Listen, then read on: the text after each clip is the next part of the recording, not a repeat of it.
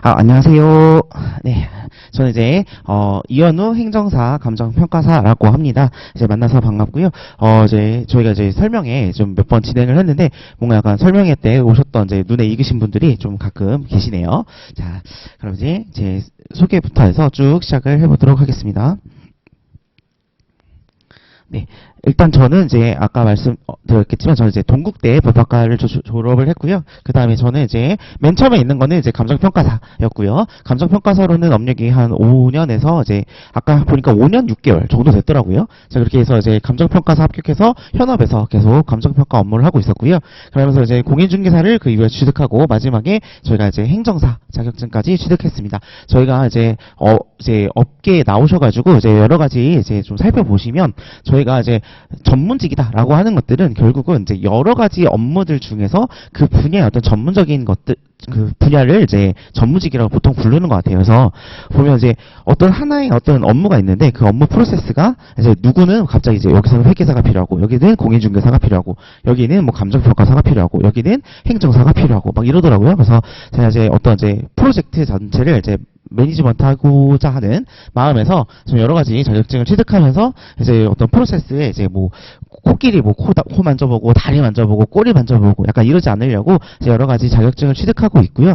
그 다음에 이제 뭐 그래서 뭐 끝나지 않은 어떤 레이스인 것 같아요. 그래서 뭐 아실 수도 있고 모르실 수도 있겠지만 뭐 제가 중간중간 말씀을 드리는데 뭐 이런저런 자격증을 또 취득하고 막 이러고 있습니다. 그래서 이제 저는 이제 좀 수험 생활이 좀 계속 길고 지금도 진행 중이고 그렇기 때문에 좀 여러분들의 마음을 좀 쉽게 알 수 있지 않을까라는 좀 생각을 합니다. 자, 그리고 일단은 이제 보시면 이제 저희 책은 총 3가지 책이 있습니다. 그래서 이게 기본서고요. 그 옆에 있는 게 저희가 이제 그 핸드북이라고 해서 이제 요약서 있고요. 이제 이것이 곧 이제 출간될 이제 사례집이다라고 보시면 되겠고요. 여기 있는 사례집 같은 경우에는 이제 법학에 있어서 어떤 프로세스랑 어떤 논리 흐름, 구조 이런 것들을 좀 보기 쉽게 도식화해서 이제 여러분들이 좀 제공을 해드렸고 그런 것들 여러분들이 좋다, 괜찮다 이렇게 말씀을 해주셔서 그래서 이제 알고리즘이라고 하는 어떤 이름으로 책을 만들어서 이제 드릴 예정입니다. 한번 읽어보시면 나중에 이제 뭐 교보문고나 근데 가셔가지고 사시지 않고 이렇게 들춰보셔도 아실 수 있겠지만 저희가 여기 타깃출 다 실어놨습니다. 그래서 타깃출에서 저희 변호사 시험, 뭐 행시, 입시, 아니면 감정평가사, 노무사 시험 이런 여기서 행정 절차와 관련되어져 있는 문제들을 뽑아서 사례집에 다 실어놨는데요. 보시면 알겠지만 저희 행정사 시험이 그 행정 절차에 있어서는 사실 변호사 시험보다 어렵다라고 보셔도 무방합니다. 정말 그 분야가 무슨 말도 안 되는 소리야. 내가 무슨 변호사보다 어렵겠냐. 이렇게 말씀하시는데 실제로 저희가 이제 기출문제를 분석한 심기일전이라고 하는 특강이 있어요. 가서 한번 나중에 보시게 되면 진짜 그 부분은 이제 변호사 시험보다 상당히 어렵게 출제를 하고 있습니다. 그 이유는 저희가 범위가 매우 좁기 때문에 좁은 데서 깊게 내다 보니까 그 분야가 다른 직렬에 비해서 많이 어렵다 이렇게 보시면 되겠고요. 그래서 그 분야는 대충 쓴다라고 하면 결과적으로 점수가 많이 나오지 않습니다. 그리고 교수님도 그 분야에 대해서 되게 전문적인 지식을 갖고 있기 때문에 다른 많은 이제 직렬에서 채점을 하다 보니까 눈높이가 너무 높아지셔가지고 이런 사례형 문제에 있어서는 점수를 받는 것이 생각보다 쉽지 않다라고 이해해 주시면 되겠고요. 지금 여태까지는 이제 이런 말씀을 드리지 않은 이유는 다들 이제 그 문제가 그렇게 어려운 줄 잘 분석이 안 돼 있는 상태여서 그냥 이제 다들 그냥 대충 쓰고 나오면 다 대충 썼기 때문에 그 안에서 그냥 점수가 그냥 대충 나오고 그러다 보니 이제 점수에 어떤 변별력이 안 생겼을 뿐이다. 이렇게 좀 생각해 주시면 되겠고요. 지금처럼 이제 수험 시장이 넓어지고 그 다음에 타자격사에서 행정사 시험을 이제 들어온다. 이렇게 하면 사실 저희는 조금 더 정확하고 논리적으로 답안을 쓰셔야 된다. 이렇게 말씀을 드리겠습니다. 자, 그 다음.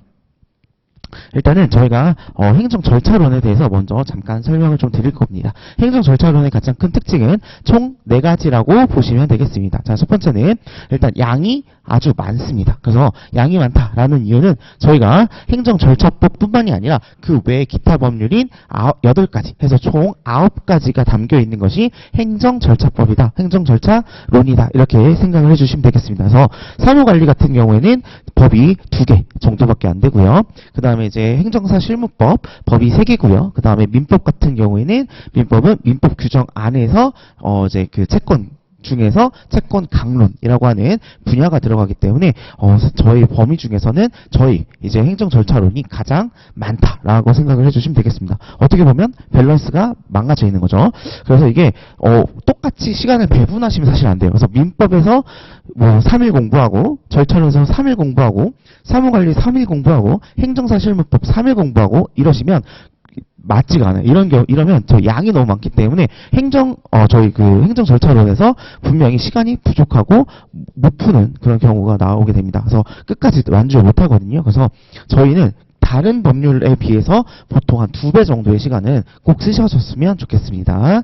자, 그리고 행정 절차론만 사실 연구하시는 그런 교수님은 존재하지 않습니다. 그래서 우리가 기출문제를 나중에 분석해서 보시게 되면 저희가 이제 행정 절차론 안에 있는 게 아니라 그 바깥에 있는 범위에서도 시험이 출제되는 것을 볼 수 있습니다. 그래서 우리가 이제 행정 절차론은 1차 지금 공부하신 지 다들 얼마 안 되셨잖아요. 그러니까 1차 책 버리시지 말고 그 근육분을 다 이제 집에 꽂아 놓으셨다가 거기 있는 행정 절차론, 행정 절차법 있는 그 부분에 있는 판례 정리된 것들 있죠. 그런 것들은 끝까지 가지고 가주셔야 저희가 이제 행정 절차론을 이제 대비할 수 있다 이렇게 말씀드릴 수 있고요.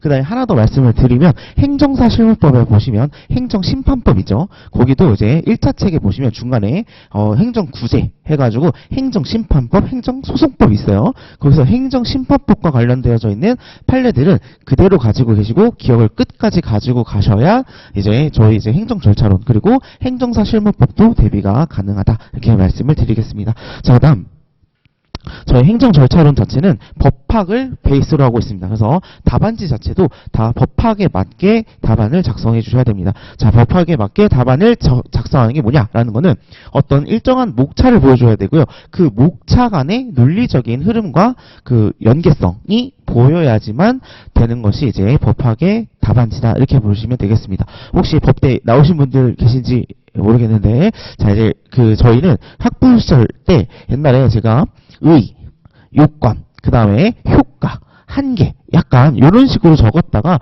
이제 논리가 엉망이다라고 이제 혼난 적이 있습니다. 그 이유는 뭐냐라고 하면 우리가 어떤 의라고 하는 건 개념, 이런 취지, 서론 같은 개념이에요. 그래서 먼저 들어오는 게 맞다. 그리고 요건은 이 요건을 충족을 하면 효과가 발생한다.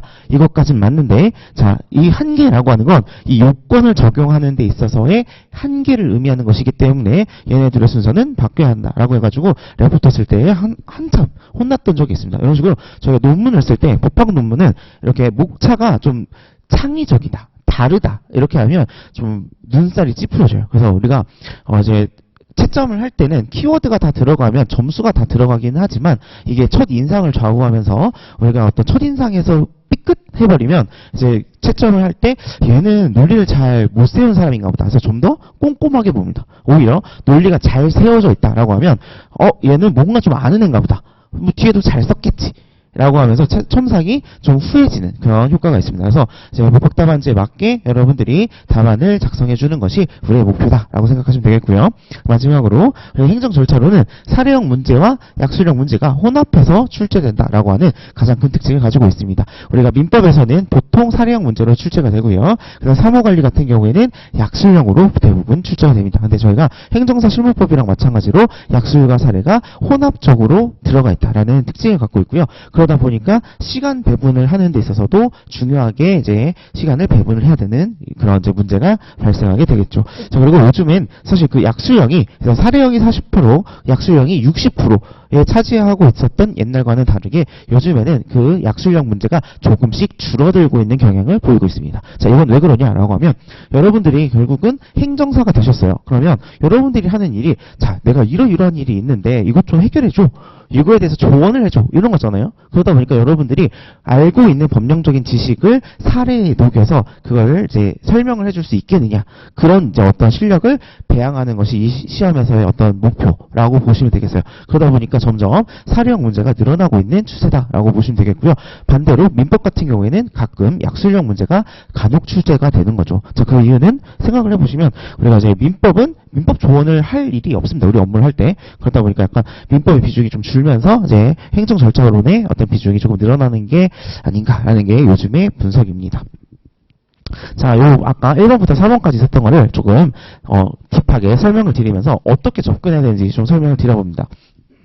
일단 저희는 양이 많은 게 과목의 특성입니다. 그래서 우리가 양이 절대적으로 많아요. 이걸 절대 부정하시면 안 돼요. 그래서 이게 사무관리 같은 경우에는 이틀이면 다 보는데 무슨 뭐 행정 절차로는 일주일 돼도 뭐 하나도 못 보겠다. 야, 뭐 뒤가 이만큼 남았어요. 뭔지 모르겠어. 이러면서 점점 얇은 양을 찾아가시는데 그러시면 안 되고요. 저희는 이미 그냥 양이 많기 때문에 어쩔 수 없이 다 보셔야 되고 반대로 시간은 더 많이 쓰시는 게 어쩔 수밖에 없는 상황이다. 이런 거고요. 그 다음 절차론을 그래서 좀 줄여서 쓰는 거는 좀 지양하시고 대신에 양이 많기 때문에 어떤 것들은 이해, 어떤 것들은 암기 이렇게 남겨가지고 내가 이해할 수 있는 것들은 최대한 이해를 한 다음에 암기할 것만 남겨서 그 양을 줄여서 가져가시는 전략을 취해야지 절대적인 양 자체를 줄이시면 안 된다는 말씀을 좀 드리고요.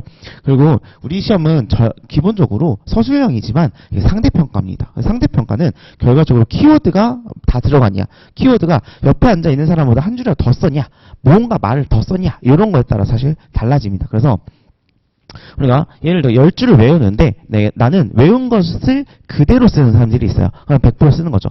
10줄 외우면 10줄 쓰는 사람이 있어요. 근데 저같이 저도 좀 공부를 좀 이제 자꾸 이게 모르겠어 빠져나가가지고 10줄을 외워도 10줄 다 못 씁니다. 저도 10줄 외우면 한 7줄 이 정도밖에 제가 이제 답안지에 녹여내지를 못하더라고요.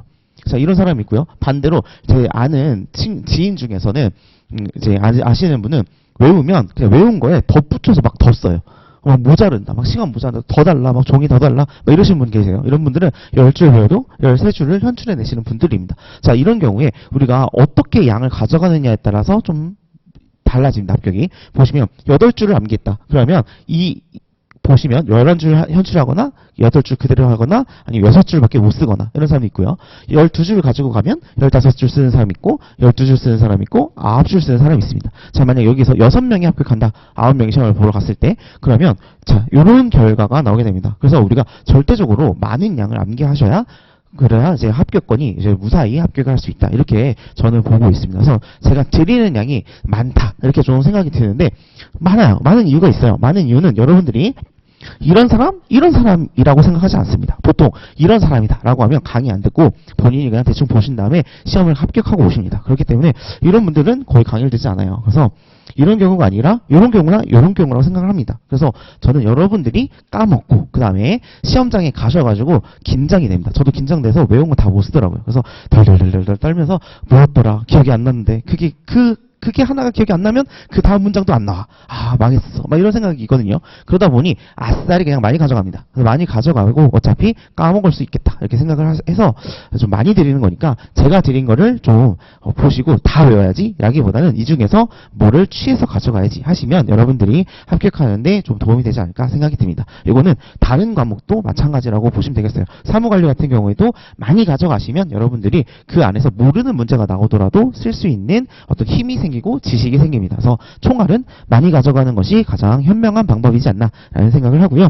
자, 그래서 기본적으로 우리 시험은 상대평가로 진행이 되다 보니 우리가 어떤 키워드가 많이 들어가야 되고 그래서 좀 많이 외우셨으면 좋겠다. 그리고 많이 외울 때는 단순히 처음부터 끝까지 토시 하나 빼먹지 않고 다 외워야지 라는 생각은 하시지 마시고요.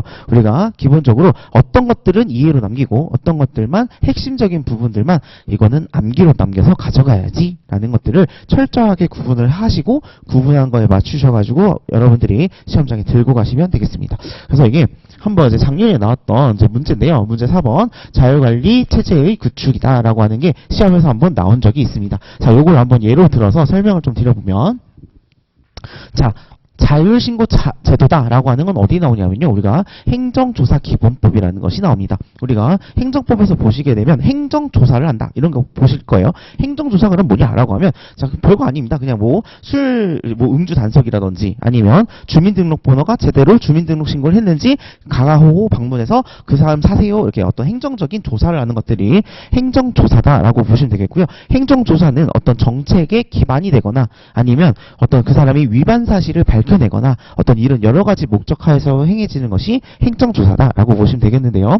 이 행정조사는 결국은 행정 권력이 작용을 합니다. 그게 행정이 결국은 사람을 써가지고 가서 조사해갖고 와! 이렇게 인력을 써야 되는 거잖아요. 그러니까 결국은 돈이 나갑니다. 자, 그래서 어떻게 우리 행정조사기본법을 만들어 놓고 있냐면, 일정한 경우에 네가 그냥 이러이러하다라고 별것도 아닌 것들은 신고를 하면, 그럼 행정청에서 그걸 받아보고 맞는 것 같아 라고 하면 행정조사한 것으로 봐줄게.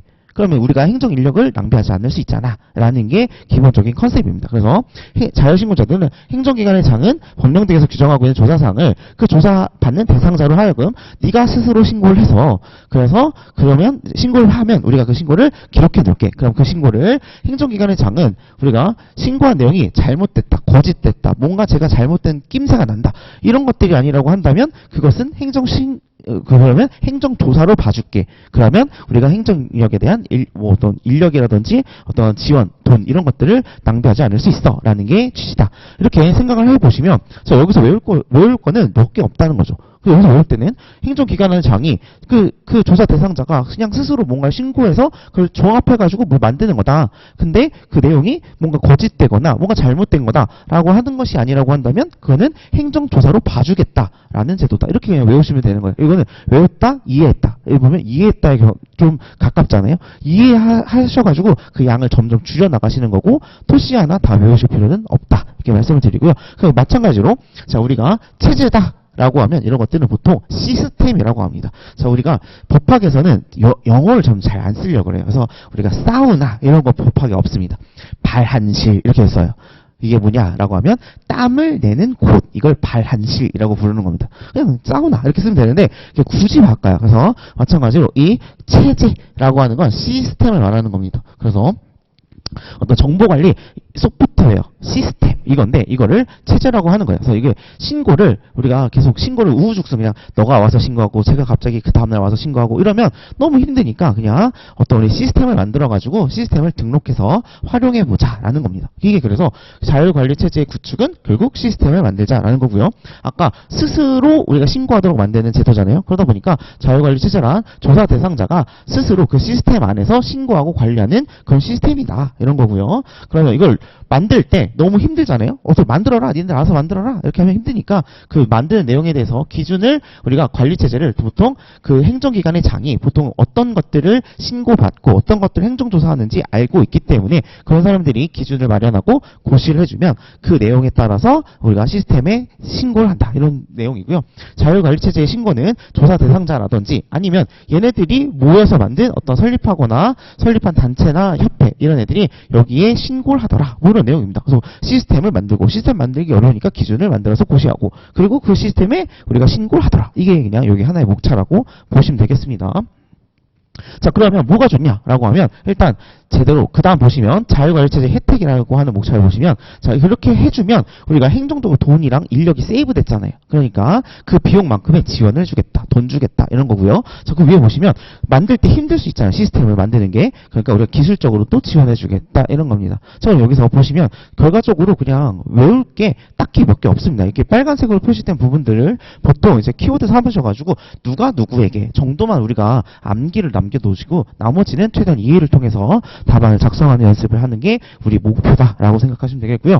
자, 제가 수업 시간엔 이런 얘기를 합니다. 자, 그래서 이게 얘가 뭐가 있냐라고 하면 이게 충남의 어린이집에서 이제 우리 한창 어린이집에서 막 폭력 사건 있고 CCTV 저기 이렇게 가리고 있는데 사각지대 가가지고 애들 때리고 때려가지고 재우고 막 이런 거 있었잖아요. 막 밥 같은 거 부실하게 주고 사진은 좋은 거 찍어서 보내고 이런 거 있으니까 그런 것들을 막자라고 해서 근데 막으려고 했더니 그 행정주체가 막 가가지고 기관이 가서 조사하려고 하면 우리 잘하고 있어요. 막 맨날 막 쇼하고 막 이러죠.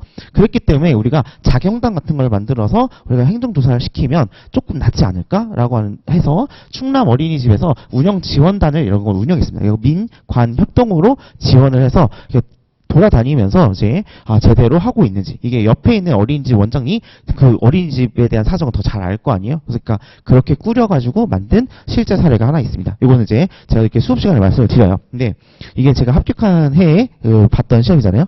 저도 자 막 이렇게 설명해드리고 막 이렇게 했는데 결국 그 전날 안 보니까 다 까먹어가지고 못 외운 거예요. 그래가지고 외울 때 그냥 체제, 그 시스템인 건 알고 있으니까 체제를 구축하는 것을 말하더라. 그리고 막 쓰고 그러면 이제 행정상 어떤 체제의 혜택이나 지원을 받더라. 썼는데 이제 썼는데 한 요만큼 썼는데 내용이 기억이 안 나는 거예요. 그래가지고 어쩔 수 없이 요 내용을 같이 썼습니다. 그냥 제가 맨날 사례를 들려드리니까 사례가 기억에 남아가지고 사례를 더 적었는데 오히려 이게 좀 점수가 플러스가 돼가지고 이제 그 회에 조금 요 분야에서 조금 나은 점수를 받게 됐어요. 그래서 이게 좀 검증된 부분인 것 같아요. 이제 어떻게 보면 좀 생각이 나시면 그 내용이 있으면 이게 그 저희가 뭐뭐에 대해서 설명하시오 이렇게 돼 있다 보니까 문제가 그냥 이게 그 내용이야 라고 그냥 보통 좀 글을 좀 써주면 그러면 그것도 다 채점이 됩니다. 그래서 여러분들이 이런 식으로 이제 이해를 바탕으로 하고 암기를 최소화하신 다음에 제가 설명드렸던 게 기억에 남으면 그걸 쓰셔가지고 이제 답을 쓰시면 조금 점수가 나올 것이다 이렇게 말씀을 드립니다. 그래서 아무튼 이렇게 대비를 하시면 됩니다. 행정 절차로는 양이 많지만 우리가 최대한 이해를 위주로 가져가셔가지고 글을 쓰는 연습을 통해서 우리가 답안을 이제 구체화하고 만들어간다 이렇게 좀 이해를 해주시고요. 자, 아까 말씀드린 것처럼 행정 절차론만 연구하시는 교수님은 없습니다. 그래서 보통 행정법 교수님들은 자 보시면 강론에 있는 거 하나를 쫙 집어서 하십니다. 그러니까 이거는 당연히 아시고 그 다음에 본인은 나는 공무원법 전공이야. 나는 이제 토지보상법 전공이야. 나는 경찰행정 전문이야. 약간 이런 식으로 특화해서 공부를 하십니다. 근데 이제 돈을 벌어야 되니까 우리가 이제 인력공단에 들어가셔가지고 문제를 내시죠. 근데 내다 보면 이게 절차법이라고 본인은 생각을 합니다. 그런데 이게 절차법이 아닌 문제들이 간혹 튀어나옵니다. 그래서 작년에도 그런 케이스였어요. 자, 보시면 우리가 이제 행정작용법은 우리가 행정행위들을 여러 가지로 분류하죠. 그래서 어떤 행정행위, 행정조사, 확약 이런 식으로 행정계획 이런 것들에 대해서 살펴보는 게 행정작용법입니다. 그래서 보통 행정행위들의 법적 성질을 논하시오는 이쪽에 관련된 문제입니다. 근데 이게 작년에 이렇게 나왔습니다. 그래서 영업자 지휘승계 신고의 법적 성질을 설명한 후라고 해서 행정절차와 관련이 없는 분야가 쏙 들어간 거죠. 근데 그래도 되냐라고 하면 우리가 행정절차론 이라고 되어 있기 때문에 우리가 그 론 안에 들어간다라고 보는 거예요. 그러다 보니까 행정절차법 밖에 있는 내용도 조금 아셔야 되는 겁니다. 그래서 법학적인 어떤 베이스가 필요하고 그 다음에 1차 책에 있는 것도 버리지 말고 같이 기억을 끌고 나가주셔야 된다라는 거고요. 그래서 이 부분이 이제 법적 성질과 관련됐던 내용입니다. 그래서 영업자 지휘신고는 본격적 행정행위이며 수리를 요하는 신고이며 우리가 설권적 행위이자 수익적 행정행위다라고 해서 이 분야가 이제 들어갈 수밖에 없었던 거죠. 그런데 물론 이 분야를 다 잘 못 쓰시더라도 그 합격하는 데는 큰 이제 어떤 지장은 없었어요. 그런데 이제 점점 수험생이 늘어나다 보면 하나라도 더 잘 쓰는 사람이 붙겠죠. 그러니까 우리가 조금 이 분야도 신경을 써주셨으면 좋겠다라는 게 드리는 말씀입니다. 자, 그다음 아까 말씀드렸던 것처럼 행정 절차로는 법학이 기초입니다. 그래서 우리가 이게 사실 법대에서 쓰는 이제 답안지예요. 이게 보통 로스쿨에서 쓰는 답안지를 같이 가지고 오는 건데 보시는 것처럼 촘촘합니다. 여기는 32줄 정도예요. 그래서 이런 경우는 우리가 기본적으로 쓰실 때 목차를 이렇게 1, 의, 이렇게 해서 이렇게 쓰시고 2, 6건 해서 이렇게 쓰시고 해도 이쁩니다. 그런데 저희는 보시는 것처럼 옆에 있는 거랑 다르게 넓죠. 저희 22줄밖에 안 됩니다. 자, 이거는 왜 그러냐면 이게 이제 산업인력공단에서 범용적으로 쓰려고 해서 그렇습니다. 그래서 이게 감정평가사 시험지도 이거예요. 답안지도. 저희 같은 경우에 여기에 수식을 씁니다. 그래서 3분의 2 이런 식으로 분수가 들어가다 보니까 이게 넓은 거예요.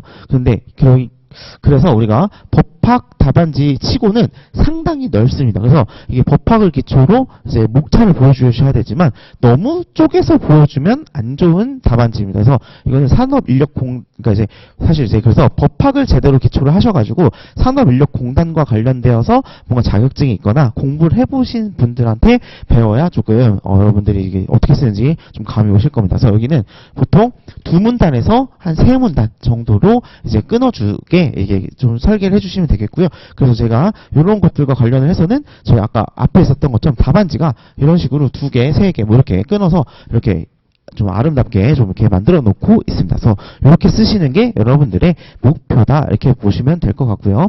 그래서 여기도 보시면 이렇게 좀 너무 조잡 이렇게 하면 좀 이게 답안지가 좀 못생겨 보입니다. 그래서 이런 것도 가끔 이렇게 좀 써야지. 그렇지 않고 막 이런 문단이 계속 이렇게 연달아 나온다라고 하면 좀 볼 때 보기 안 좋다라는 것도 좀 생각을 해보시고, 그래서 이제 목차는 잘 설계해서 목차 안에 있는 분량도 제대로 이제 채워가지고 답안을 작성하시는 게 여러분들의 목표입니다. 그래서 이런 것들을 다 하기 위해서는 여러분들이 뭐 인강을 듣는다든지 이런 것보다는 오셔가지고 이제 한 번이라도 저를 보여주셔야 제가 코멘트 드리고, 그 다음에 이제 이건 여기 문단이 너무 좁은 것 같아요. 여기 문단을 넓히는 게 좋을 것 같아요. 라는 코멘트를 다 받으셔야 이게 좀 여러분들이 산업인력공단에서 원하는 답안지 수준이 된다. 이렇게 보시면 될 것 같습니다. 자, 그다음 하나 더. 우리가 이제 절차로는 사료형 문제와 약수형 문제가 두 개가 혼합되어서 나온다라고 말씀을 드렸습니다. 그래서 우리가 행정절차법에서 보통 계속 1번 문제가 출제되고 있고요. 40점으로 나오고 있습니다. 이거는 한 번 빼고 계속 이렇게 나오고 있습니다. 그 한 번은 언제냐라고 하면 한 3회 때 우리가 저희 이제 개인정보보호법이 1번 문제로 출제된 적이 있는데, 그거 말고는 다 이게 사례고요. 요 안에 있는 건 그냥 약술이다 정도로 이해해 주시면 될 것 같습니다. 근데 우리가 요거 사례형은요, 우리가 아까도 말씀드렸지만 행정절차로는 우리가 이제 뭐 변호사 시험, 행시, 입시 여기에도 다 나옵니다. 그러니까 교수님들이 채점을 할 때 뭐 변호사 준비하는 사람들의 답안지도 봤을 거고 입시도 봤을 거고 하니까 눈이 엄청 높아져 있어요. 그리고 이 아까 앞에서 보여드렸겠지만 이제 뭐 행정작용법, 뭐 뒤에 뭐 구제 절차, 뭐 손해점 뭐 이런 거 있었잖아요. 그 중에서 행정절차법이 제일 쉬운 파트입니다. 그래서 그러다 보니까 여기는 아무리 잘 써도 교수님 성에 안 차요. 그러니까 이거는 남들 받는 만큼만 점수를 받아주셨으면 좋겠고요. 우리가 조금 더 집중해야 되는 부분은 여기 약술형이 여러분들이 좀 집중하셔야 하는 부분이라고 보시면 되겠습니다. 그래서 이 약술형을 여러분들이 열심히 보시면 되겠고, 약술형은 잘 나오면 80에서 90%까지도 점수가 높게 나오는 분야이기 때문에 여긴 노력으로 커버가 됩니다. 그래서 여기는 열심히 공부해 주시면 여러분들이 합격하는데 큰 문제 없을 거다 이렇게 말씀을 드리고요. 자, 교수님들이 보통 어디까지 공부하시냐라고 하면 행정법 교수님은 여기까지 공부하십니다. 그리고 보통 여기는 이제 개인정보보호법을 전문으로 하시는 분들이 계신데, 그런 분들은 저희 시험에 안 들어옵니다. 그래서 요 부분이죠. 요 부분을 잘 쓰면 교수님이 얘는 진짜 뭐 똑똑한 애인가 보다 약간 이렇게 생각합니다.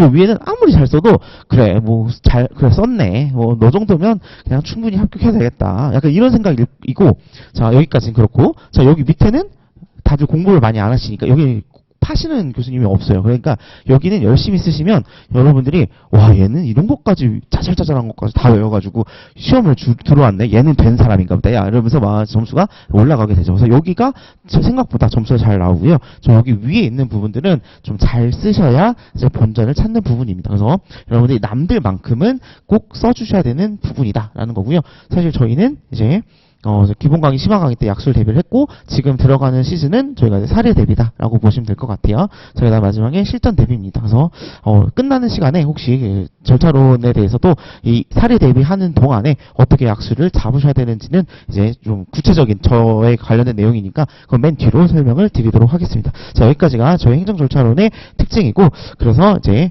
그리고 이렇게 보시면 이게 지금 11회 문제인데 보시면 2번, 3번이다. 이게 어딜 봐서 약술인가요? 그죠?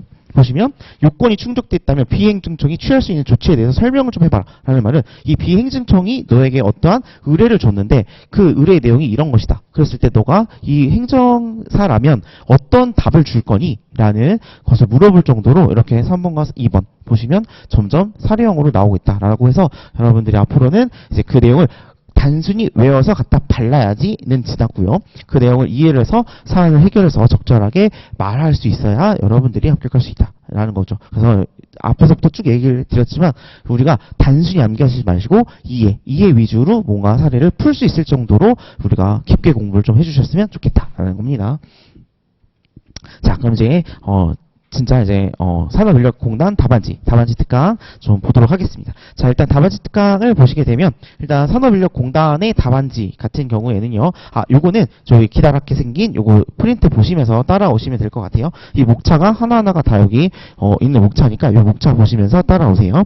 자, 일단 산업인력공단 답안지의 일반적인 사항을 말씀드리면 아까 말씀드린 것처럼 그 22줄이다라고 말씀드리겠습니다. 네, 요거 기다란 거예요. 기다란 거. 기다는 거. 네. 자, 22줄이다. 라는 거고요. 그래서 보통 이제 A4 용지 크기로 여러분들에게 제공이 됩니다. 그럼 여러분들이 이제 답안지를 대충대충 이렇게 막 쓰시는데요. 요게 지금 보시는 것처럼 우리가 답안지에 기본적으로 채점을 못 합니다. 교수님들이 여러 명이 채점을 하시는데 뭐 A라고 하는 교수님이 한 번 채점하고 막 이렇게 더러워진 이런 답안지를 또 다른 교수님이 채점하고 이럴 수는 없잖아요. 자, 그렇기 때문에 이걸 보통 어떻게 쓰냐면 이 답안지를 자, 걔네들도 돈이 이제 좀 이렇게 종이 악기 자 이런 게 있잖아요. 그러니까 A4 용지를 쪽으로 모아서 이렇게 스캔을 떠가지고 스캔본에 채점하십니다. 그래서 A4 용지가 이제 그건 이제 뭐 A4 용지 2장 크기로 이제 A3로 이제 제공이 되는 건지 아니면 모아 찍기에서 이제 A4로 찍히는지 그건 잘 모르겠지만 아무튼 두 쪽 자체를 이게 스캔을 떠서 채점을 하는 스캔본에 채점하는 방식이다라고 생각을 하시면 됩니다. 그래서 여러분들이 쓰는 답안지가 있잖아요. 뒷면이 비쳐서 올라온다라고 하면 뒷면이 비쳐 올라오는 것까지 스캔이 떠집니다. 그러니까 이제 답안지를 글을 쓰실 때 펜이 그 뒤에 있는 것까지 번지지 않는지 이런 것도 살펴보셔야 되고요. 여러분들 글씨가 너무 작거나 그 펜 얇기가 너무 얇으면 스캔을 떨 때 그 잘 안 떠져요.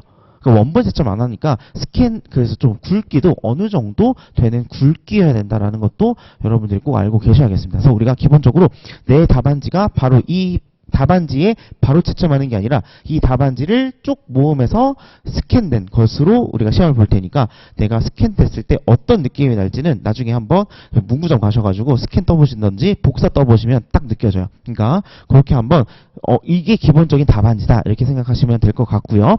그 다음에 그래서 글씨는 너무 작으면 자 이렇게 작으면 자 지금 여기 계신 분들도 자 여기 발 때 뭐 이렇게 안경 꼈다 벗었다 이게 할 정도로 안 보이잖아요. 마찬가지입니다. 그래서 이게 너무 글씨가 작다라고 하면 글씨 좀 키우셔야 됩니다. 그리고 반대로 글씨가 너무 크다라고 하면 반대로 이게 너무 이제 분량이 막 늘어나가지고 잘 안 보여요. 그래서 글씨는 적당한 크기로 보셔야 되고 내가 적당한 크기의 글씨와 적당한 굵기냐라는 건 쓰신 다음에 스캔 떠보거나 복사 떠보는 게 제일 확실하다라고 말씀드릴 수 있고요. 자, 그 다음에 이 굵기도 펜에 따라 좀 다 다릅니다. 어떤 젤펜 썼을 때 젤펜 꾹 눌렀으면 엄청 두꺼워지고요. 젤펜인데 힘을 덜 줘서 쓰면 얇아집니다. 그래서 그런 것들도 고민해 보시고 필압을 내가 조절할 수 없을 정도로 막 흥분하면 막 눌러 쓴다 이러면 젤펜보다는 볼펜이 좀 더 낫습니다. 근데 볼펜은 조금 흐리게 나온다 라는 것도 같이 알고 계시면 좋겠고요. 자, 그래서 아무튼 글씨는 적당한 크기, 너무 가는 글씨 안 되고 너무 굵은 글씨도 반대로 안 된다라는 거고요. 보통 여기 한 줄에는 25자에서 30자 정도 들어가는데 글씨 크기가 좀 더 크면 35자까지도 들어가던 것 같아요. 작으면. 그래서 보통 한 35자 정도 크기다라고 생각하시면 되겠고요. 본인이 몇 자 들어가는지도 본인은 보통 알고 계셔야 됩니다. 그거는 알고 계셔야 여러분들이 나중에 어느 정도까지 달릴 수 있는지 살펴볼 수 있어요. 어떤 분들은 글씨가 되게 작아요. 그래가지고 막 한 줄에 막 40자, 45자 이렇게 들어갑니다. 근데 본인은 여기까지밖에 못 썼다고 막 좀 좌절을 하세요. 그건 글씨가 작은 거잖아요. 늘리면 또 늘어나니까 그러니까 본인이 글씨가 한 줄에 얼마 들어가는지 이게 제일 중요합니다. 어떤 분들은 한 줄에 25자밖에 안 들어가는데 여기까지 썼다. 난 붙을 거야 이렇게 말씀하시는데 너무 작게 써서 늘어난 거기 때문에 실속이 없는 거예요. 그렇기 때문에 내가 한 줄에 몇 글자가 들어가고 키워드가 얼마나 들어가는지를 꼼꼼히 체크해 보셔야 여기 답안을 작성하실 수 있다 이렇게 말씀을 드리고요.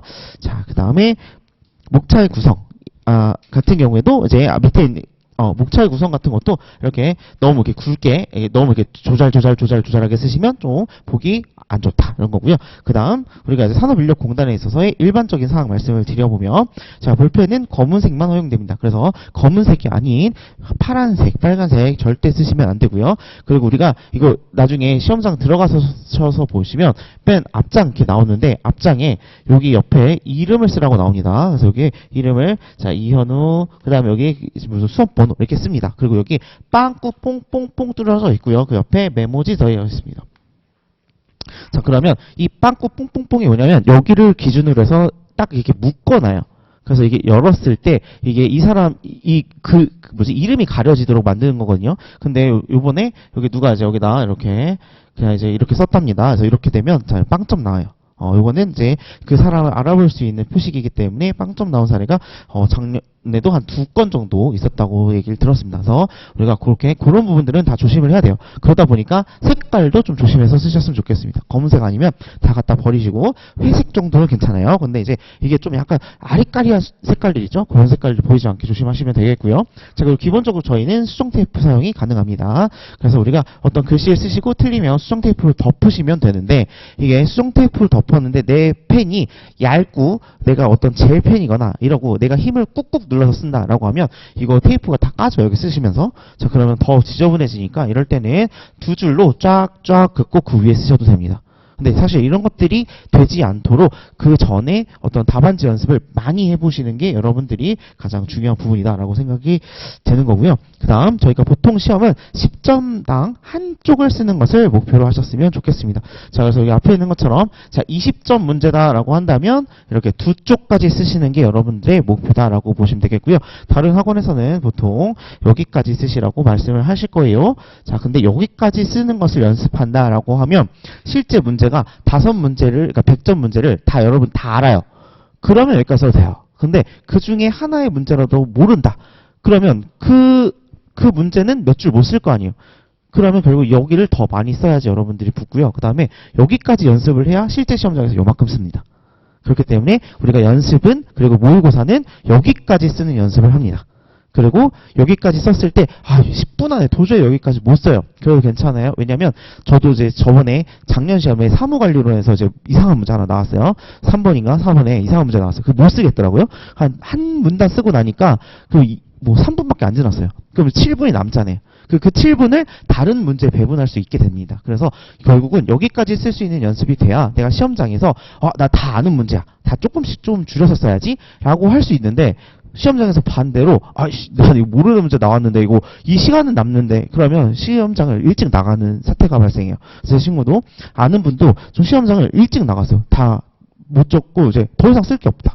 그래서 그분이 좀 0점 몇 점 차로 떨어지셨어요. 그러니까 여기서 결국은 연습을 이만큼 해놔야, 그래야 여러분들 모르는 문제에서 나왔을 때 모르는 문제는 좀 짧게 쓰고, 그 다음에 거기서 이제 남은 시간을 넣어서 여기를 늘려주면 되기 때문에 10분 안에 여기까지 써야지 라는 연습을 좀 하시더라도 10분 안에 못 썼다고 난 떨어진다 이렇게 생각하시지 마시고, 10분 안에 쓸 수 없는 사람이기 때문에 나는 포기하세요 이런 말도 하시지 마시고, 여기까지 쓰는 연습은 무조건 하셨으면 좋겠다라는 겁니다.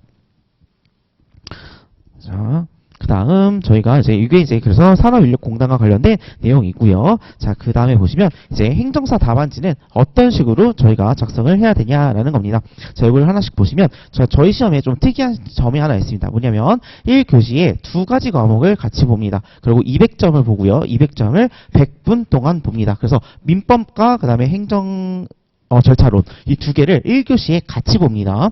그래서 여러분들이 가끔 민법이 너무 재밌어요. 나는 민법 너무 괜찮아. 그래가지고 민법에서 55분, 60분 쓰시면 반대로 행정절차론에서는 45분, 40분밖에 못 쓰는 사태가 발생합니다. 그러면서 나중에 오시면 저 다 못 써가지고 아무래도 이건 행정절차론 양이 많아서 그런 것 같아요. 이런 식으로 저한테 이제 화살이 돌아오는데, 그게 아니라 시간 정확하게 50분 쓰셔야 됩니다. 그리고 시험을 보실 때 앞에서부터 민법이랑 절차론 다 문제를 보신 다음에 내가 민법에 아는 문제가 많고 절차론에 좀 적어요.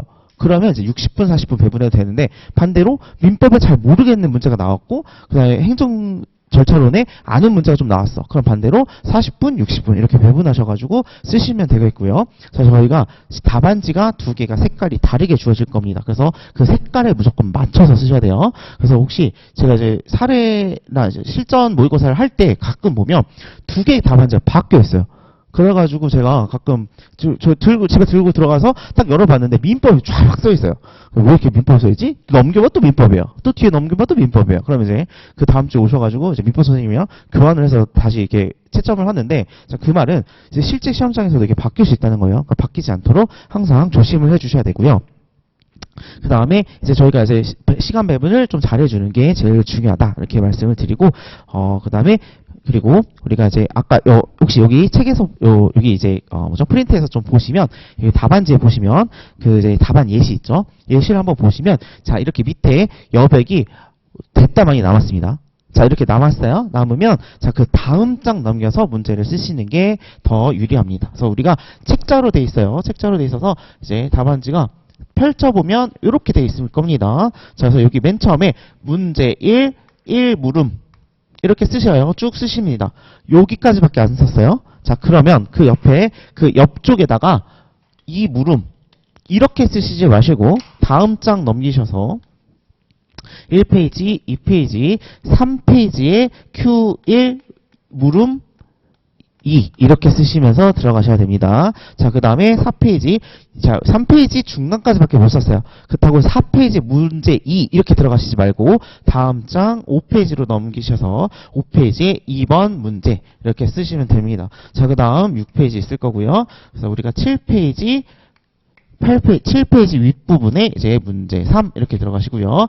7, 8, 이제 9페이지에 문제 4 이렇게 들어가 주셔야 되겠습니다. 자, 이거는 왜 그러냐라고 하면 우리가 자, 문제 3번 여기까지 썼어요. 자, 그리고 여기다 만약에 문제 4번을 이어서 썼습니다. 자, 그런데 갑자기 문제 3번에서 번뜩 생각이 납니다. 아, 이거 한 문단 더 쓸 수 있어. 라고 하면 더 이상 여기 문제 더 쓸 데가 없어요. 그렇기 때문에 기본적으로 우리가 두 쪽을 쓴다 생각을 하시고 이게 두 쪽 분량씩 다 비워 놓으시면서 자반을 채워주시면 되겠고요. 다시 돌아오셔서 이 부분을 이어서 쓸 수 있을 정도의 공간은 만들어져 있어야 여러분들 답안 작성이 유리하다 이렇게 말씀을 드릴 수 있을 것 같아요. 그래서 아무튼 여백이 이렇게 남았다라고 해서 여백에 종이 아끼겠다라는 생각으로 붙여 쓰시지 말고 보통 20점이다라고 하면 두 쪽 분량을 만들어 놓고 다음 장 넘기시고 두 쪽 분량 만들어 놓고 다음 장 넘기시고 하시면 나중에 생각이 났을 때 돌아왔을 때 쓸 수 있는 공간이 생긴다라는 거 팁으로 알고 계시면 좋겠습니다. 자, 그다음 저희 행정사 시험은 기본적으로 법전을 주어주지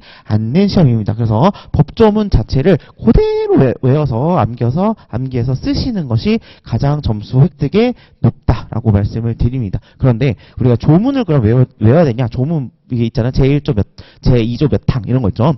사실 그거는 외우지 않으셔도 됩니다. 왜냐면 저희 거기까지 외우기에는 저희가 양이 너무 많아요.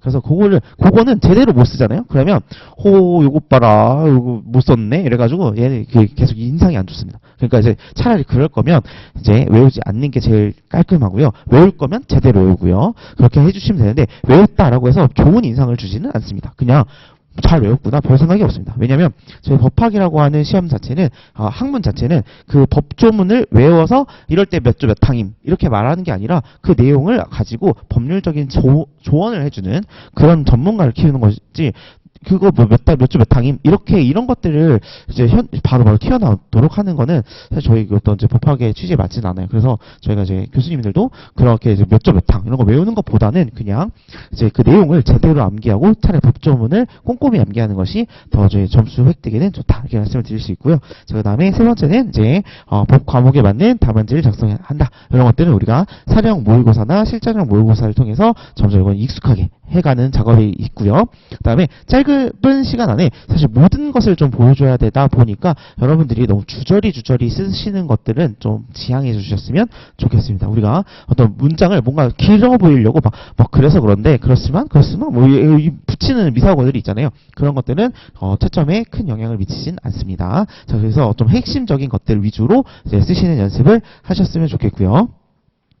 자, 과목별로 일단 저희가 민법은 아까 말씀드렸던 것처럼 거의 다 사례형으로 출제가 되고요. 그 다음에 사무관리로는 반대로 거의 다 약술형이나 서술형으로 출제가 되는 경향이 됩니다. 그런데 반대로 저희는 사례형 40%, 그 다음에 설명형, 약술형 60%를 가지고 있어요. 그러다 보니까 우리가 약술형에는 여러분들이 알고 있는 것들을 다 토해내시면서 답안을 쓰시는 것이 가장 중요합니다. 자, 그럼 사례형 문제는 어떻게 이제 접근을 해야 되냐라고 하면 자, 사례형 문제를 접근 방법을 알려드립니다.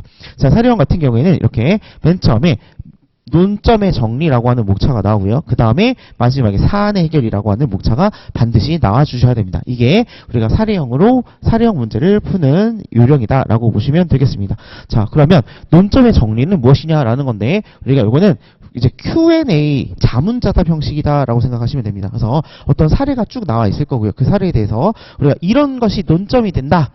그래서 밑에서 살펴보겠다라고 해서 우리가 논점의 정리를 먼저 써줍니다. 그래서 마지막에 그 논점에 정리해서 나온 내용을 가지고 사안을 해결해주면 됩니다. 사안 해결 같은 경우에는 이러이러한 논점이 있었고 이러이러한 논점을 사안에 해결을 해보면 결과적으로 우리가 뭐 이렇게 해야 되더라. 돈을 돌려줘야 되더라. 돈을 돌려받을 수가 없더라. 라고 하는 결론에 해당하는 부분을 적습니다. 그래서 우리가 사례형 답안을 잘 썼다라고 하려면 자, 다 떼어놓고 요거 보고 요거 바로 읽어보면 바로 얘가 잘 썼는지 볼 수 있습니다. 얘가 물음에서 그냥 문제에 있는 내용을 그대로 썼다.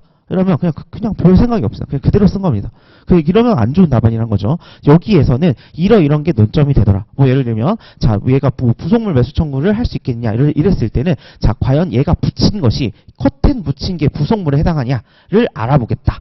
그럼 그 밑에서 그 부속물이다 아니다 이렇게 결론을 딱 내려주는 거잖아요. 그러니까 그 내용과 요 내용이 딱 읽어봤을 때 자문자답이 확실하게 딱 보인다. 그럼 이거 잘 쓴 거고요. 그게 아니라 여기 위에는 그냥 문제에서 적혀 있는 것대로 썼고, 그래서 여기는 뭐 되냐 안 되냐 물어봤는데 여기서는 뭐 그냥 그것은 아니다 이렇게 해버리면 그것이 아니라는 말은 무슨 말이야 이렇게 되는 거죠. 그러니까 이게 자문자답이 제대로 이루어지지 않으면 옳지 못한 좋지 않은 답안이라고 평가받을 수가 있습니다. 그래서 우리가 사례형 문제를 잘 쓴다라고 하면 자문자답이 제대로 됐는지 살펴보시면 되겠고요.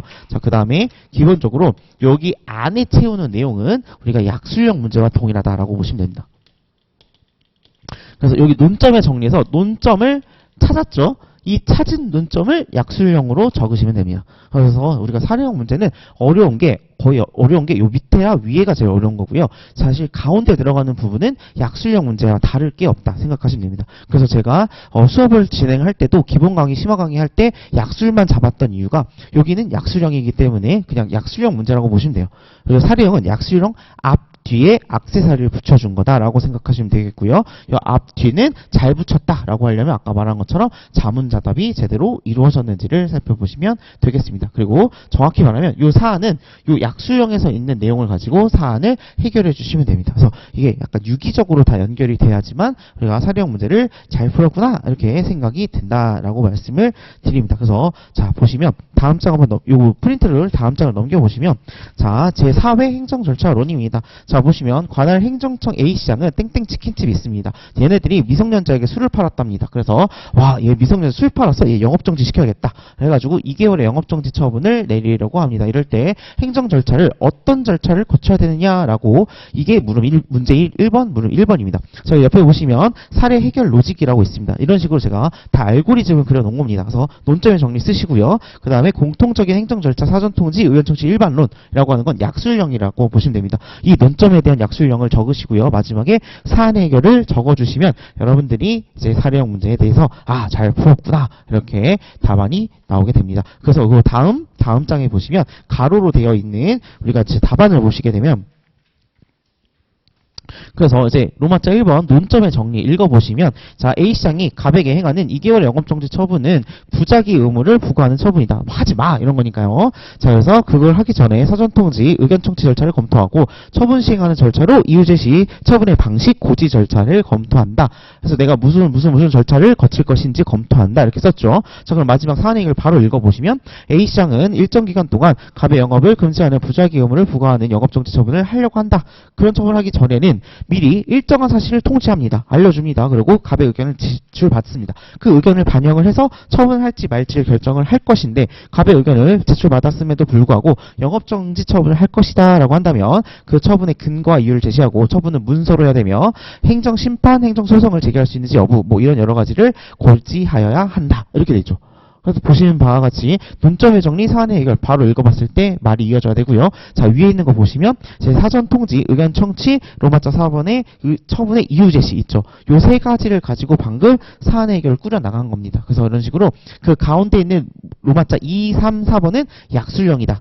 그리고 우리가 하는 거는 앞에 있는 것과 뒤에 있는 것을 붙여서 사례를 해결해 보는 것이 이 과목, 약술형 답안지의 핵심이다. 이렇게 보시면 되겠고요. 그 물음 2번 같은 경우에는 절차상 하자의 독자적 위법성 논의고요. 물음 3번은 하자 치유와 관련된 논점입니다. 그래서 마찬가지로 여기도 자 그런 논점들이 제대로 적혀 있는지는 한번 집에 가셔서 읽어보시면 아 이렇게 쓰는 거구나 보시면 되겠고요. 20점 분량이니까 두 쪽을 쓰는 거다 생각하시면 되겠습니다. 그래서 자, 두 쪽 쓴 연습을 하시면 실제 여러분들이 현출해내는 것은 1.7줄 정도 될 거예요. 그러니까 두 쪽이 안 나올 겁니다. 왜냐면 이걸 똑같이 쓰는 거는 불가능하기 때문이죠. 그래서 일단은 많이 외우시는 게 일단 여러분들이 좋다. 이런 겁니다. 자, 여기까지 보시면 이제 사례형은 이렇게 푸는 거예요. 알려드린 거고요. 마지막 이제 설명형, 약술형 답안지는 어떻게 쓰냐라고 하면 얘네들 그냥 무조건 양으로 밀어붙이면 됩니다. 이거는 우리가 이제 어떤 목차 이런 것들 보여주는 것도 좋지만 목차의 어떤 체계성보다 왜냐하면 설명하시오 인 거예요. 논술하시오는 논리적으로 서술하시오인데 얘는 설명하시오입니다. 사실 사람이 설명을 할 때 논리적이지 못할 수 있죠. 그렇기 때문에 논술하시오가 아니기 때문에 그냥 있는 내용들 최대한 많이 현출해 주시면 됩니다. 그래서 많이 외워서 많이 가져가시자라는 요령이고요. 대신에 물음에서 물어본 목차들은 다 맞춰서 뭐 좀 약수를 해주셔야 됩니다. 예를 들어 그 밑에 보시는 것처럼 공청회와 온라인 공청회 절차에 대해서 차이점을 약술하시오 라고 되어 있습니다. 자, 이런 부분에 있어서 보통 사람들이 어떻게 쓰냐, 수험생분들이 자, 약술 차이점을 설명하시오 라고 되어 있으면 자, 두 개에 대해서 얘와 얘는 이런 점에서 차이점입니다 이렇게 써야 되는데 그러지 않고 온라인 얘는 좀 공청회의 절차, 그 다음에 여기 온라인 공청회의 절차 이렇게 해서 막 그냥 본인들 외운 것만 쭉 씁니다. 목차에서 바라는 물어본 그 논점에 맞추는 게 아니라 그냥 내가 알고 있는 거 암기해서 갖다 바르는 답안지죠. 자, 이렇게 문제가 그냥 단순하게 뭐뭐뭐에 대해서 설명하시오 이런 게 아니라 두 개의 논점을 비교하시오, 두 개의 차이점을 설명하시오, 두 개를 비교하시오 이런 문제가 나왔으면 그거에 맞춰서 쓰셔야 됩니다. 맞추지 않고 그냥 우리가 이렇게 쓰고 제출한다. 그럼 저희가 받는 입장은 뭐냐면, 난 이렇게 외웠다. 네가 차이점을 네가 알아 찾아봐라. 이렇게밖에 저희가 받아들일 수가 없어요. 그러니까 점수가 좋지 않다는 거죠. 그러니까 우리가 이렇게 문제가 탁탁 물어봤을 땐 그 문제에 맞춰서 약술형 목차를 살짝 바꿔주는 것도 필요합니다. 그래서 예를 들어, 우리가 뭐 1, 요건, 2, 한계, 3, 효과에 대해서 서술하시오라고 하면 우리가 외운 대로 갖다 바르면 되는데 만약 이렇게 안 하고 요건과 효과에 대해서 설명하시오 이렇게 만약에 약술형에서 나왔다라고 하면 이럴 때 1, 이 목차를 어떻게 바꿔야 되냐, 요건 이렇게 놓고 1, 요건, 그 다음에 로마자, 아라비아자 2번 한계. 한계라고 쓰기 싫으면 소극적 요건으로서의 한계. 약간 이런 식으로 내가 알고 있는 목차를 목차 제목도 살짝 바꿔가지고 그 약술형 물음에 맞춰가지고 답안을 현출해 주시는 게 조금 중요합니다. 그래서 이게 두 가지를 나누는 게 위에 있는 일반적인 작성 요령은 무조건 많이 쓴다라는 거고 2번 생각해야 하는 문제 작성 요령 이거는 밑에 있는 것처럼 온라인과 공청회와 온라인 공청회 절차에 대해 차이점을 논하시오처럼 뭔가 생각을 해야 되는 문제에 있어서는 그 물음에 맞춰서 답안을 작성해 주셔야 됩니다. 그렇기 때문에 목차에 대해서 한 1분 정도는 생각을 하시고 목차를 짜고 그 다음에 답안을 작성해 주셔야 됩니다. 그래서 보시면 그 다음 장 보시면 이제 가로로 되어 있는 것 중에 개념상의 차이점 이렇게 되어 있죠. 여기 보시고 로마자 2번에 공청회 실시 요건상의 차이 이렇게 되어 있죠. 그러니까 목차도 뭐 난 차이점을 보여주고 있다 이렇게 보여주셔야 됩니다. 그래서 로마자 3번에 방법, 로마자 4번에 절차 이런 식으로 쓰게 되면 그냥 나는 그냥 내가 머릿속에 있는 걸 갖다 발랐다 이런 느낌이 보이죠. 그러니까 이제 이렇게 물어봤을 때도 뭐뭐뭐의 차이점, 뭐뭐뭐의 차이점, 로마자 3번도 방법상의 차이점, 로마자 4번도 절차상의 차이점. 그러니까 이런 식으로 우리가 접근을 좀 해주셔야 이제 목차에 맞게 답안이 작성이 됩니다. 이거는 우리가 사무관리도 그렇고 아니면 민법도 그렇고 이제 뭐 행정사 실무법도 그렇습니다. 어떤 그 내용이 있으면 그 내용에 맞춰서 답안을 작성해주는 연습을 하자라는 게 이제 약술형 답안의 어떤 그런 내용이다 이렇게 보시면 되겠고요. 자, 마지막으로 우리가 이제 기타적으로 공부하는 방법들은 우리가 여러 가지 다 고려하셔가지고 공부하셔야 됩니다. 약 같은 것도 열심히 잘 드셔야 되고요. 그다음 약뿐만이 아니라 여러분들이 펜도 중요합니다. 펜도 나에게 맞는 펜을 찾기 위해서 정말 좀 한 박스 사셔가지고 여러 개 한 번씩 다 써보시고 스캔 떠가지고 이게 제일 나한테 맞는 것 같아. 이런 것들 내 손이 편해야 이걸 쭉 달려갈 수 있습니다. 저 이제 감정평가사 할 때는 이게 지금 저희가 이제 이게 산업인력공단 답안지가 20쪽짜리예요. 이게 앞 1, 2 이렇게 해서 20쪽짜리. 저 감정평가사 할 때는 요거 3권 쓰거든요. 그러니까 다시 말하면 6쪽, 그러니까 60쪽 정도를 쓰는데, 사실 저희도 그때도 60쪽 이상 써야 붙는다고 해가지고, 한 63쪽 막 이렇게 썼던 것 같아요. 그래서 그때 아픈 이 손목이 아직까지 아파요. 그래서, 이게 손목이 정말 편해야 되기 때문에, 이게 보호대 같은 거 꼭 하셔야 되고요. 펜, 나한테 맞춰야 되고요. 그 다음에 이제 가끔 가다가 한 달에 한 번 정도 쉬신다라는 생각으로 한의원 가셔가지고 찜 맞고, 뜸 들이고 하시면 좀 나아져요. 그래서 여기 뭐 이런데 주사 맞는 거 있어요. 주사 맞으셔가지고, 이제 염증도 좀 줄이고 해야 이제 좀 롱런 하실 수 있습니다. 결국은 많이 써보시고 많이 써야 여러분들이 합격하는 거다. 이렇게 좀 이해를 해주셨으면 좋겠습니다. 자, 일단 여기까지가 제가 준비한 부분인데, 아까 말씀드린 것처럼 지금 이제 행정절차법 만약에 제 수업을 들어서 사례형부터 들어오게 된다라고 하면 저희가 어떻게 준비를 해야 되냐 말씀을 드리면, 일단 여러분들은 일단 제일 먼저 필요한 거는 일단 심화 강의는 좀 들으셔야 됩니다. 이번 주 토요일 때 1강을 합니다. 자, 1강을 할 때는 우리가 이때 1강을 하는데 이때는 시험이 없습니다. 이번 주 토요일은. 그러니까 이때 알려드린 걸 가지고 그 다음 주 토요일에 시험을 볼 거예요. 근데 여기는 우리가 진도를 매우 천천히 나갈 겁니다. 그래서 우리가 행정절차법을 한 4주 정도를 제가 잡아놓고 있어요. 그렇기 때문에 자, 이쪽 토요일 날에 이때 배운 거 있죠. 논점이 한 8개에서 10개 정도밖에 안 될 겁니다. 그래서 이때 요거는 우리가 월요일에 이 논점 10개를 암기해 주시는 게 여러분의 목표고요. 자, 그 다음에 자, 지금 오늘이 수요일인가? 화요일인가? 아무튼 그렇죠. 자, 화요일이라고 치고 자, 이렇게 여기 있죠. 요 기간 동안에 하셔야 되는 일이 뭐냐라고 하면 우리가 꼭 공부하실 때 앞에부터 공부하는 습관이 있어요. 근데 앞에부터 공부하시면 안 돼요. 왜냐면 우리 이때 앞에부터 다시 나갈 거기 때문에 앞에 보지 말고요. 여기 정보공개법 있습니다. 우리가 정보공개법은 이제 공공기관에 가지고 있는 정보에 대해서 공개 청구를 통해서 정보를 빼내는 것을 정보공개법이라고 하는데요. 여기가 저희가 심화 강의로 3강 정도 되어 있고요. 자, 여기에 논점이 한 11개인가 12개 정도가 되어 있습니다. 자, 요 기간 동안에 여러분들이 하실 거는 우리가 논점 11개를 외워가지고 오시는 게 여러분들의 숙제라고 보시면 되겠고요. 자, 이렇게 공부를 합니다. 자, 그리고 이때 우리가 토요일 날에 이제 행정절차법 10개 정도의 논점 배울 거니까 요거는 월요일 하루 동안 공부하시면 되겠고요. 자, 그러면 화수목금 남습니다. 그럼 이때 이 화수목금은 뭘 하냐라고 하면 여러분들이 이제 행정조사 기본법 있습니다. 자, 요거는 우리가 얘도 마찬가지로 3강밖에 안 되니까 하루면 반나절이면 됐습니다. 자, 그리고 요것도 한 이제 11개 논점 되니까 요거 이때 공부해가지고 이날 오시면 되겠고요. 이날 오신 거는 월요일 날 이제 복습하시면 됩니다. 그리고 이날은 시험 보기 때문에 1시간 시험 보고 2시간 수업밖에 안 하기 때문에 여기도 논점이 뭐 10개 정도, 8개 정도밖에 안 됩니다. 그래서 요거 하루면 외울 수 있어요.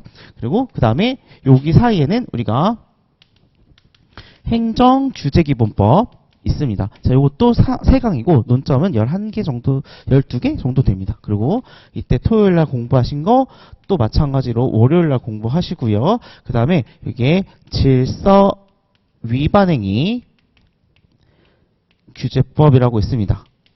자, 얘도 마찬가지로 똑같이 3강에 한 10개 정도 논점밖에 안 됩니다. 여기까지 하시고 이때 토요일까지 오시면 여기까지 행정절차법까지 끝납니다. 그래서 행정절차법 끝나고 그 다음 정보공개법, 조사기본법, 규제, 그 다음 위반 이렇게 하면 우리가 5개 법률 정도가 잡히는 거라고 보시면 되겠고요. 이 이후에 여러분들이 하실 게 우리가 개인정보보호법